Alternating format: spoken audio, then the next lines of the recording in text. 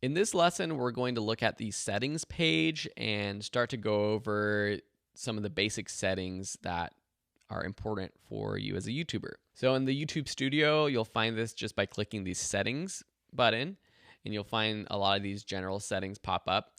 If you are using the Creator Studio, the Classic, you'll find some of these settings under Channel. So if you click this Channel button, you can find interesting things like upload defaults, branding, advanced settings down here. You might also find some of these settings by clicking your profile icon here and clicking YouTube settings here. Okay, so they kind of appear in different places. But let's go back to our YouTube Studio. So I'm actually going to use my new account for this lesson. So if I click on settings, you'll see different things pop up, such as under general, you'll see the currency that you want to basically use. So this is going to be for your monetization, your ads, live super chat, all of that kind of stuff.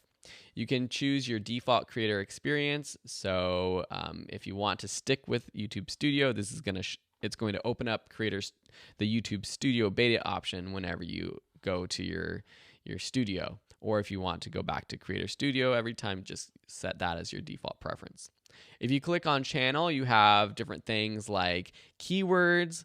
You can select your country. So I would say this is important to select your country so YouTube knows where your videos are coming from. And then keywords, this is really important too. So you probably learned a bit about keywords in the previous section with Mike about adding keywords to your videos. For your channel, you want to add keywords that are the main general, most popular keywords that someone would be interested in when looking for your channel. So, for example, if I'm recreating my Video School Online /Phil Ebner channel, I would add things like photography, video production, video editing, Premiere Pro, After Effects, all of the keywords that are related to my channel. I'm not going to go into too many specific ones like After Effects, title graphics, or something like that. Just sort of the big general ones, okay? And I would choose between like 10 to 20. You don't want to put too many, because if you put too many keywords, then it kind of defeats the purpose. You want to have them focused and more really specific to your channel. Don't just start putting keywords that are popular, that you think are popular, just to try to get people to find your channel. But these are important because it helps YouTube show your channel when people are searching for things related to this in the search. So those are basic. If you want to go and actually edit the name of your channel, you do that by clicking this Google account page. It takes you back to Google itself, and you can do that there. Under advanced, you can link your Google Ads account. So if you want to start running ads on your videos or for your videos yourself, now this is different than making money from AdSense. This is if you want to actually create ads and put ads on other people's YouTube pages, YouTube channels. That's what Google Ads is. And so you can link your account there. You have this option for displaying the number of people subscribed to your channel. This is something to consider if you're just getting started out. You might not want to show this.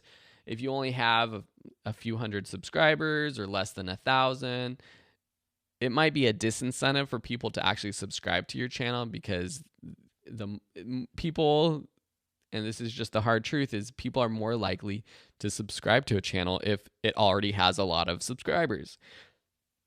So getting started can be hard, but not displaying your subscriber count might be to your advantage. There is this option for interest-based ads, so you can click Learn More to find out more information about that and disable those there. Under community, this helps you if you want to have people help moderate your comments. So you can paste the channel URL of a YouTuber to add them as a moderator, or an approved user, which allows people to comment.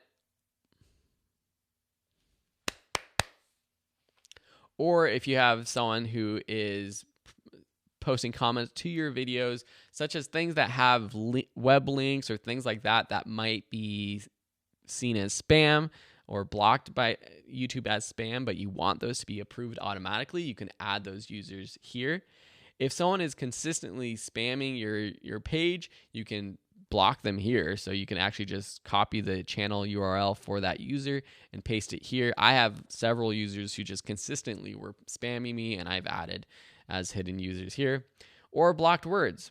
Or blocked links here. You have blocked links or blocked words. You could block links completely. So if you don't want anyone posting links to your comments, you can check that.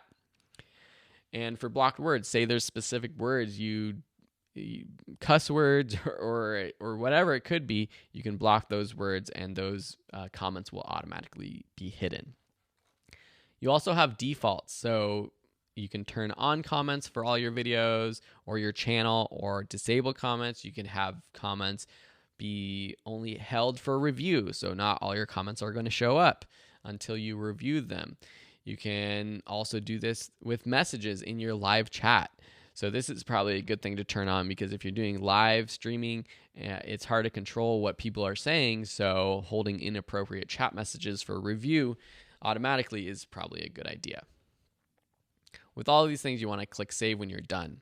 In the next lessons, we're going to be going over some of these other settings that aren't built into the Studio Beta, but these are some other important things that you want to take a look at.